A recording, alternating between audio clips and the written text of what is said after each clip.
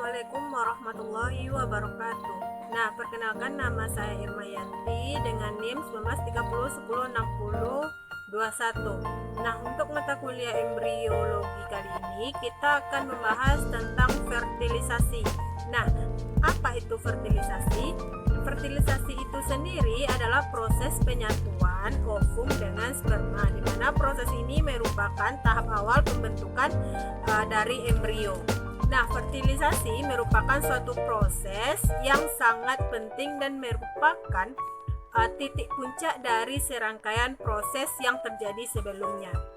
Nah, oleh karena itu, fertilisasi juga diartikan sebagai suatu proses persyaratan atau penyatuan atau fungsi dari dua sel gamet dan sel gamet yang berbeda, yaitu sel gamet jantan dan sel gamet betina yang akan disatukan membentuk satu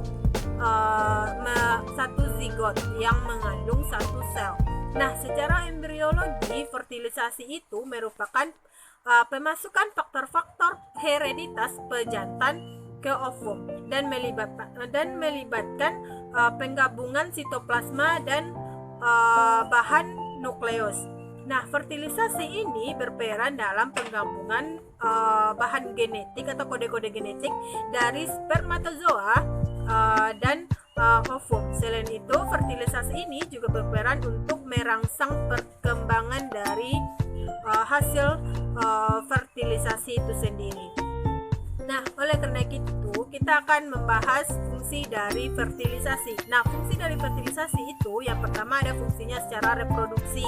Nah, secara reproduksi ini, fertilisasi memungkinkan terjadinya pemindahan unsur-unsur genetik dari orang tua ke anaknya, dari induk ke anak. Jika pada proses pembentukan gamet terjadi reduksi unsur genetik dari diploid atau haploid, maka proses fertilisasi ini kemungkinan terjadi pemulihan kembali unsur genetik sehingga diperoleh individu normal 2N.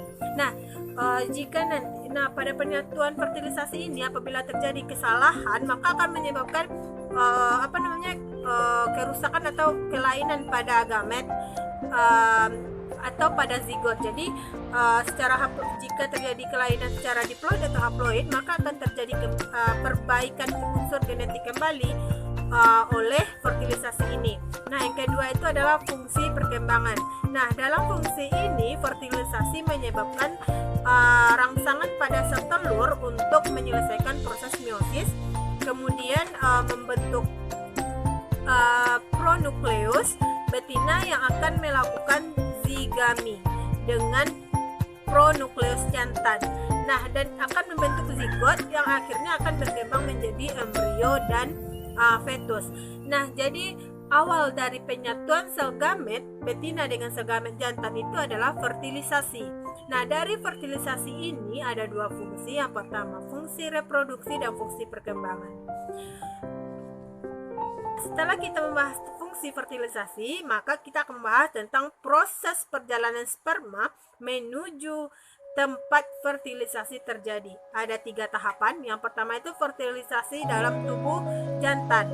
Nah, sperma yang keluar dari tubulus seminiferus akan masuk ke dalam vas deferens, yang kemudian akan bergerak secara perlahan-lahan, bahkan bisa memakan waktu berhari-hari. Dari vas deferens, spermatozoa ini akan masuk ke ductus epididymis. Nah, di bagian ini spermatozoa akan mengalami pematangan secara sempurna. Nah, secara fisiologis akan mengalami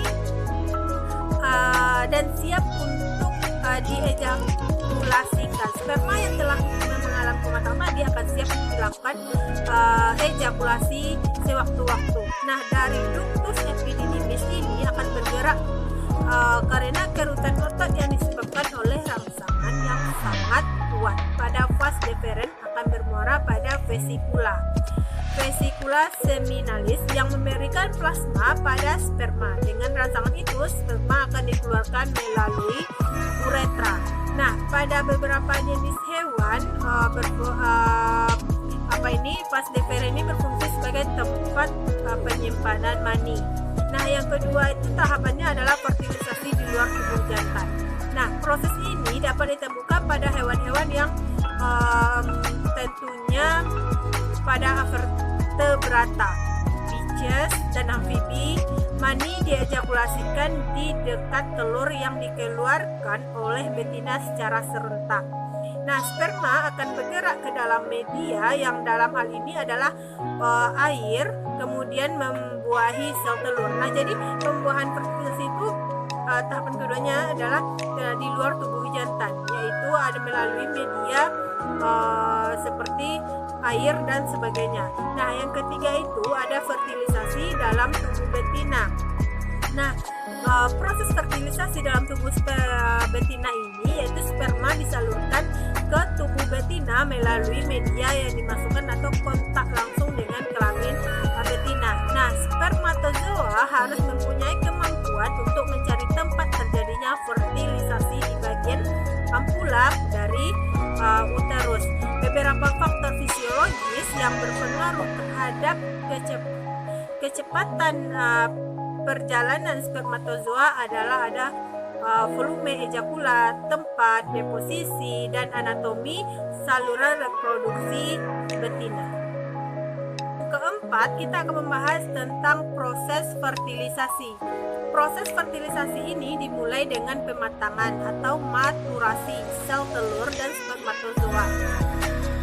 Pematangan sel telur dimulai pada waktu proses pembelahan meiosis dari meiosis 1 menjadi masa selama folikulogenesis. Sedangkan spermatozoa memerlukan pematangan selama 10 sampai 15 hari ketika melewati epididymis. Nah, proses fertilisasi pada mamalia memerlukan 3 tahapan, yaitu yang pertama itu sel sperma harus menembus di antara sel-sel kumulus dengan bantuan enzim, yaitu enzim hyaluronidase. Nah, yang kedua, sel sperma harus mampu menembus lapisan zona pellucida. Nah, yang ketiga, dan sperma itu akhirnya bersatu dengan membran plasma di sel telur. Nah, yang kelima, kita membahas tentang jenis-jenis fertilisasi. Nah, fertilisasi itu ada 2 jenis, eksternal dan internal.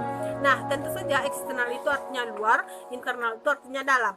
Nah, eksternal adalah proses pembuahan ovum oleh sperma terjadi di luar tubuh organisme betinanya.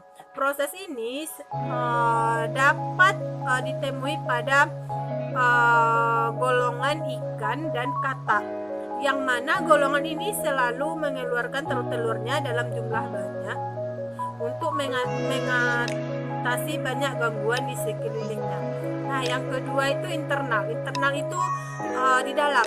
Berarti proses pembuahan ovum oleh sperma terjadi di dalam tubuh induk atau di dalam tubuh organisme betinanya. Nah, sehingga lebih umum dari faktor maka akan lebih aman dari gangguan faktor luar. Tersimpan dalam rahim organisme betina. Hanya saja perkembangan ovum yang telah dibuahi dapat bermacam-macam. Misalnya ada yang ovovivipar, ada yang ovovivipar, ada yang vivipar, ada yang ovovivipar. Yaitu ovovivipar itu seperti pada serangga dan burung, ovovivipar seperti reptil, vivipar itu seperti pada hewan-hewan menyusui. Nah, yang keenam, kita akan membahas tentang kelainan pada fertilisasi. Nah, kelainan-kelainan pada fertilisasi ini seperti gangguan ovulasi, gangguan penyumbatan tuba falopi, jaringan perut pasca operasi, seperti pada operasi krista rahim.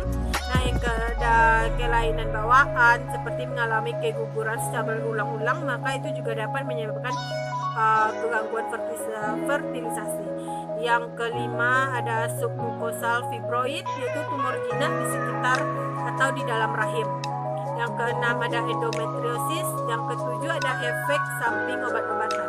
Nah, seperti obat-obat antiseptik, obat kemoterapi, obat-obat terlarang ganja dan kokain. Nah, obat-obat ini dapat menyebabkan kelainan-kelainan fertilisasi. Nah, namun dari kelainan fertilisasi ini banyak yang bisa diobati, gitu. Seperti pada kelainan bawaan ini atau mengalami keguguran berulang-ulang ini dapat diatasi dengan ke dokter dan akan operasi dan sebagainya. Itu akan bisa mengatasi kelainan pada fertilisasi ini. Namun dari kelainan fertilisasi ini juga ada yang tidak dapat kita atasi, mungkin karena lain sebagainya gitu. Maka akan ada tahapan selanjutnya, mungkin ada untuk melakukan bayi tabung dan sebagainya. Itulah materi fertilisasi yang dapat saya jelaskan. Mudah-mudahan bermanfaat, dan jangan lupa like,